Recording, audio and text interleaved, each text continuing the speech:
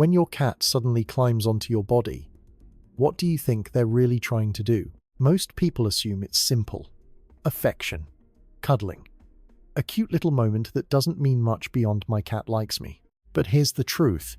A climb is not the same as a cuddle. Your cat didn't just choose to be near you. They used their entire body to reach you, to position themselves on you, to stay there. And that takes intention, because cats don't do anything without a reason. And what most owners never realize is that every time your cat climbs onto you, they're sending a message they can't put into a sound. Not a meow, not a purr. Something deeper, something instinctive. Sometimes it's about you, sometimes it's about them, and sometimes it's about something neither of you can see yet. The problem is, if you respond the wrong way in that moment, if you shift too quickly, push them off, or misunderstand what they need, you don't just miss the message. You teach them not to send it again, and that's where the distance starts. Because cats don't repeat signals that don't get understood. They don't try harder, they just stop. In this video, we're going to break down 6 different reasons your cat climbs on you, what each one actually means, how to tell the difference, and most importantly, how to respond in a way that builds trust instead of slowly breaking it. And the last one? It has nothing to do with warmth, territory, or attention. It's something much deeper, something that might completely change the way you see your cat. Forever. Let's dive in. Number 1. They sense that something is off with you. Have you ever had your cat suddenly climb onto you out of nowhere, on a day when you weren't feeling your best? Maybe you were stressed, maybe you were tired, maybe something just felt off. And yet, your cat, who usually ignores you half the day, chose that exact moment to get as close to you as possible. That's not random. Cats experience the world through scent in a way we can barely understand. They have tens of millions more scent receptors than we do, which means they're constantly picking up on subtle chemical changes in your body. When you're stressed, your body releases more cortisol.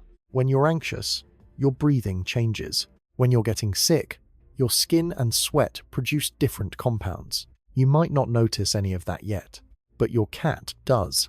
There have even been documented cases of cats detecting serious medical changes in humans just by sensing shifts in body chemistry and temperature.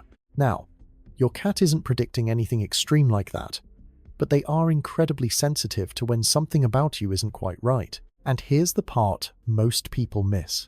When your cat notices that shift, they don't always walk away. Sometimes they come closer. They climb onto you, they stay, they settle in. Not because they want something, but because, in that moment, you became the thing that needed attention, and your cat chose not to leave you alone with it. That climb? It's not just physical contact. It's your cat quietly saying, "Something's different, and I'm here." And once you start noticing when it happens, you might realize your cat understands you more than you thought. Number 2, they're claiming you as part of their territory. This one might sound less emotional at first, but don't underestimate what it means. Have you ever noticed that your cat doesn't just sit beside you?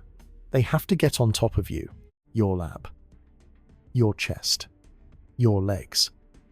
Anywhere they can place their body directly on yours. Most people read that as affection. And sometimes it is. But sometimes it's something a little more primal. Cats are deeply territorial animals. Their world runs on scent, not words. And when your cat climbs onto you, presses their paws into you, rubs against you, or settles their full body weight on top of yours, they may be doing more than getting comfortable. They may be marking you. Cats have scent glands in several parts of their body, including around the face and paws. Every time they press, knead, or rub against you, they're leaving behind chemical signals that say something very clear in cat language. This is familiar. This is mine. This belongs with me. And no, that doesn't make the moment less meaningful. It actually makes it more meaningful, because in your cat's mind, territory is tied to safety. They don't mark random things the same way they mark the spaces, objects, and beings that make them feel secure. So when your cat climbs on you to leave their scent, they're not treating you like furniture. They're pulling you into their emotional map of what feels safe and known. This is why it often happens even more in multi-cat homes. One cat claims you, and another suddenly wants to do the same. It can look like affection, but underneath it, there's often a quiet little competition happening. So the next time your cat climbs onto you and settles in, don't rush to move them right away, because what looks small to you may be your cat saying something much bigger. You're part of my world now. Number 3. They don't want you, they want your warmth. This one can feel a little humbling, because not every time your cat climbs onto you is about connection. Sometimes it's about something much simpler. Temperature. Cats naturally run warmer than humans. Their bodies are built to maintain a higher internal temperature, which means they're constantly looking for ways to conserve heat without using extra energy. And your body? It just happens to be one of the most reliable heat sources in the room. Think about when your cat tends to climb on you the most. Late at night, early in the morning, during colder days when the house feels just a little cooler than usual. That's not a coincidence.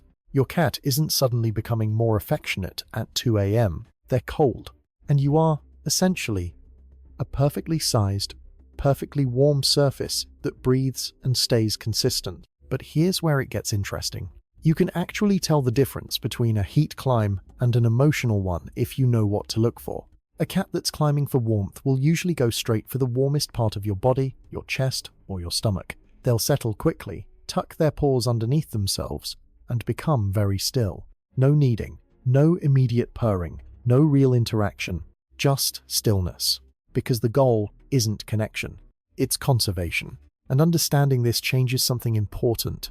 Because if your cat keeps climbing on you in the middle of the night, waking you up or making it hard to sleep, they might not be asking for attention at all.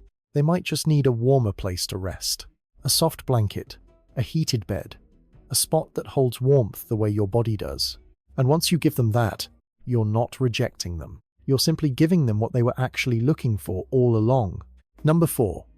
They're redirecting anxious energy into the one thing that feels predictable. Have you ever had your cat jump onto you suddenly?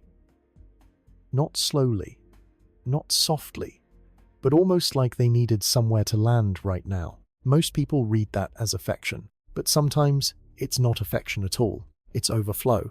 Cats are extremely sensitive to changes in their environment. A new smell in the house, a loud sound outside, a stranger's voice. Furniture moved a few feet. Even something as small as a different detergent or an unfamiliar object in the room can throw off their sense of safety. And when that happens, their nervous system starts searching for something familiar, something stable, something that still feels the same. Very often, that thing is you. So when your cat climbs on you in a tense, abrupt way, they may not be asking for cuddles. They may be using your body as a place to discharge stress and regulate themselves. And this is where most owners get it wrong. They start petting right away. They talk softly. They try to turn the moment into affection. But an anxious cat doesn't always want more stimulation. They want less. You can usually tell the difference by reading their body. An anxious climb tends to happen fast. Their muscles feel tight. Their claws may stay slightly out as they grip. Their pupils might be larger, and instead of melting into you, they stay half alert. That cat is not saying, "Love me." They're saying, "Help me feel safe." So the best response is not always touch. Sometimes the best response is stillness. Stay calm. Keep your body relaxed. Let them use your presence as something steady. Once their breathing slows and their body softens, then gentle contact may help. Because in that moment, your cat didn't climb on you for excitement. They climbed on you because you felt like the safest thing in a world that suddenly didn't. Number 5. They're testing whether you'll reject them. This one is easy to miss, but once you see it, you won't unsee it. Not every cat climbs onto you because they feel safe. Some of them climb onto you to find out if they are safe. And there's a big difference between those two things. This is especially true for cats who have had unstable experiences with humans. Rescue cats, rehomed cats, cats who were pushed away, ignored, or punished for getting too close in the past. For them, closeness isn't automatic. It's a risk. So when they climb onto you, they're not fully relaxed. They're not melting into the moment. They're watching, carefully. You might notice it if you pay attention. They approach slower. They pause halfway. Their body isn't completely loose. And instead of closing their eyes or settling in, their gaze stays fixed on your face. They're reading you. Every small movement, every shift in your posture, every change in your breathing. Because what they're really asking in that moment is this still safe? Or am I about to be pushed away? And this is where most owners accidentally fail the test. You adjust your position. You reach for your phone. You shift your legs slightly. To you, it's nothing. To a cat in the middle of a trust check, it's a signal. And sometimes it's enough to make them hesitate or leave. The most powerful thing you can do in that moment is also the simplest. Do nothing. Stay still. Stay soft. Don't reach for them. Don't react. Let them complete the approach on their own terms. Because when a cat chooses to stay after testing you, that's not affection. That's trust being given, carefully, and on purpose. And once a cat starts passing that test with you, they stop needing to test at all. Number 6. You're witnessing the deepest form of trust your cat can give. Remember earlier when we said there's one type of climb that has nothing to do with warmth, nothing to do with territory, and nothing to do with stress? This is it. When your cat climbs onto your chest, settles their weight into you, starts slowly kneading with their paws, and then gives you that soft, heavy blink, something completely different is happening. They're not just getting comfortable, they're going somewhere. Back to the earliest memory their body still remembers. That rhythmic kneading motion, pressing in, pulling back over and over again, is something kittens do when they're nursing from their mother. It's instinctive. It's one of the very first patterns they ever learn. And it exists for a reason. Because that motion triggers something powerful inside their brain. It releases dopamine, the chemical linked to pleasure, and oxytocin, the chemical linked to bonding and safety. That same combination is what creates the feeling of being completely secure, completely cared for, completely at peace. So when your cat does this, as an adult, on you, they're not just repeating a habit, they're recreating the safest emotional state they have ever known, and they're choosing you as the place to do it. Think about that for a second. In the wild, adult cats don't carry this behavior forward the same way.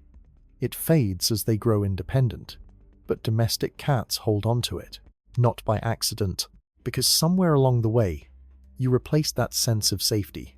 You became the thing their brain associates with home.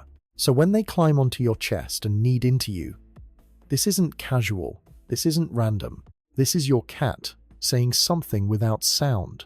This is where I feel safe enough to let go. And in that moment, the most important thing you can do is nothing. Don't move, don't interrupt, don't rush it. Because you're not just holding your cat, you're holding the place they trust more than anything else. So the next time your cat climbs onto you, don't be too quick to label it. Don't assume it's always cuddling. Don't assume it's always attention. And definitely don't assume it means the same thing every time. Because a climb is never just a climb. Sometimes your cat is picking up on something in you before you even notice it yourself. Sometimes they're marking you as part of what feels safe and familiar. Sometimes they're simply cold. Sometimes they're overwhelmed and using your body as the most stable thing in the room. And sometimes they're asking a question that matters more than most people realize. Can I trust you with my closeness?